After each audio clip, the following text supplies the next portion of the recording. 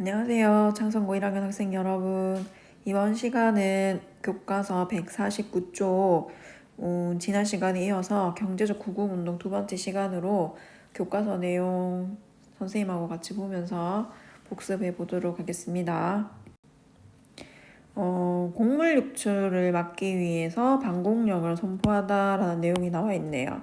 방공령과 관련해가지고 선생님이 몇 번 수업 시간에 설명을 했었습니다. 이거는 방어한다, 곡식을 방어하기 위한 법령이다라고 선생님이 그때 설명을 했었죠. 그러니까 천재지변, 전쟁, 뭐 이런 것들로 인해서 식량 공급이 어려워지게 되면은 이게 곡물값이 굉장히 올라가게 된다고 했습니다. 그러면은 그 지역의 곡물들이 다른 지방으로 빠져나가는 것을 방지하기 위해서 그 지방의 지방관이 더 이상 유출을 금지하는 조치를 말한다라고 그때 얘기했었죠.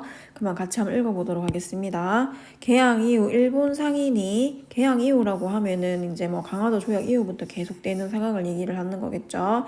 조선의 곡물을 대량으로 수입을 해가면서 국내 식량 사정이 악화되고 곡물 가격이 크게 상승하였다. 이 이제 방공령을 선포하는 조건들이 이제 나오게 있는 거죠.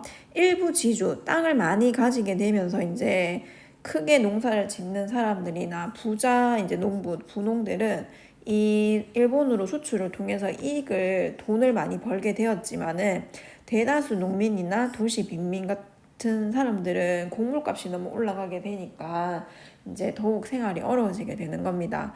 그리고 이제 그 중에서도 특히 그 해에 이제 선제지변, 뭐 홍수, 가뭄 이런 것들로 인해서 흉작이 들게 되고 그 다음에 식량난이 더욱 강화되니까 지방간이 곡물 유출을 막기 위해서 방공령을 내렸다라고 했습니다. 방공령은 개항 이후에 100여 차례 넘게 내려졌다라고 했습니다. 근데 이제 번번이 이제 일본 측이 항의로 해제가 되었다라고 했는데, 왜냐하면 이 밑에 한번 읽어보도록 하겠습니다. 여기 있는 내용이 조금 중요하죠.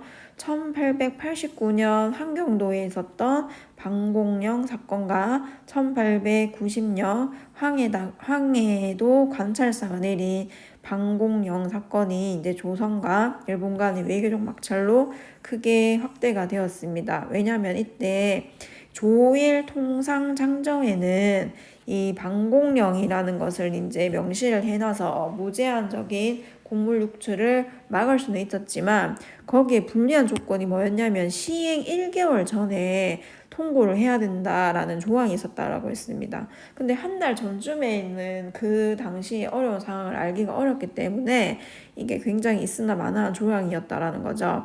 그러면서 일본 측은 이 조항을 매번 이제 걸고 넘어지면서 조선의 방공령 철회, 그 다음에 더 많은 배상금 지불을 요구를 하면서 이게 이제 방공령이 그렇게 실의를 거두지는 못하는 조항이 되었습니다. 그래서 여기 이제 황해도 방공령 사건 위치랑 그 다음에 함경도 방공령 사건이 있었던 그런 위치도 여러분이 잘 알아놓으면 되겠죠.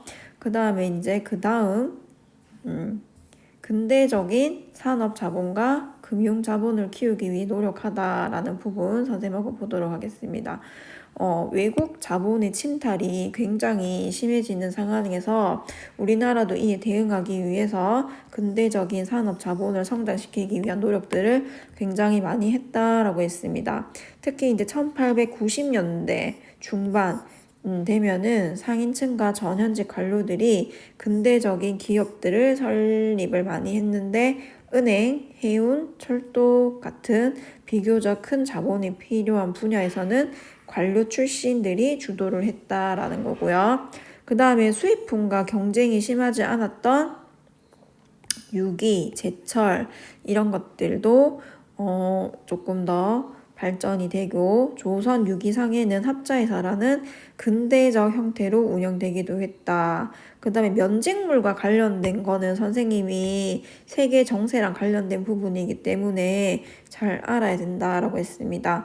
면직물 생산은 수입산 면직물로 타격을 받았습니다. 근데 우리나라도 이제 나름 노력을 해서 종로 직조사, 한성 제직회사 등 민간 자본이 설립돼서 근대적 기기로 이제 생산을 조금씩 늘려가는 상황이 있었다라는 거 잘 기억을 하세요. 그 다음 일본 금융기관이 영향력을 확대하는 가운데 조선자본의 은행이 설립되었죠. 은행 최초 설립은 항상 기억을 잘해야 된다라고 했습니다, 선생님이. 그래서 조선은행이 최초로 설립되었고 관료 자본이 중심이 된 은행이다라는 거 잘 기억하면 되고, 이 밖에도 한성은행, 대한천일은행 등도 설립되었다. 그 다음 이제 해운업에서는 대한협동기성회사, 우체기선회사 등이 설립되었다라는 거. 대한천일은행 보면은 여기 옆에 이제 설명이 나와 있죠. 조세 관리, 그 다음에 일반은행 지원, 뭐 이런 것들을 했던 은행들입니다. 그래서 이런 거 잘 기억을 하면 되겠죠. 그 다음 그 외에도 이제 근대적인 발전을 도모하기 위해서 했지만 그 이제 한계점이 이 시대에는 여러분이 잘 기억을 해야 됩니다. 왜냐면 은행 같은 경우에는 일본의 금융장악을 계기로 일본 금융에 종속되었고, 그 다음에 기업도 자금 부족, 기술 부족 같은 것들로 크게 성장은 하지 못했다라는 거 여러분이 잘 기억을 하면 되겠습니다. 그래서 여기 이제 지도 같은 거 보면은 경쟁적 자주권 수호 운동이라고 해서 나오고 있습니다. 그래서 여기 보면은 이제 연도하고 여러분 그 당시에 뭐가 있었는지를 여러분 조금 기억을 해야 됩니다. 위치도 물론 중요하지만 이 이제 보안회라는 활동이 1904년에 있었다라는 거. 그 다음 국채보상운동이 1907년에 있었다라는 거. 그 다음에 1889년 한국로 방공역 사건. 그 다음에 1890년에 시전 상인들이 철수운동을 했고 황해도 방공명 사건이 있었다라는 거 여러분이 연도하고 순서하고 조금 기억을 하기 바랄게요. 그러면 이제 이번 시간은 이것으로 마치도록 하겠습니다. 수고했습니다.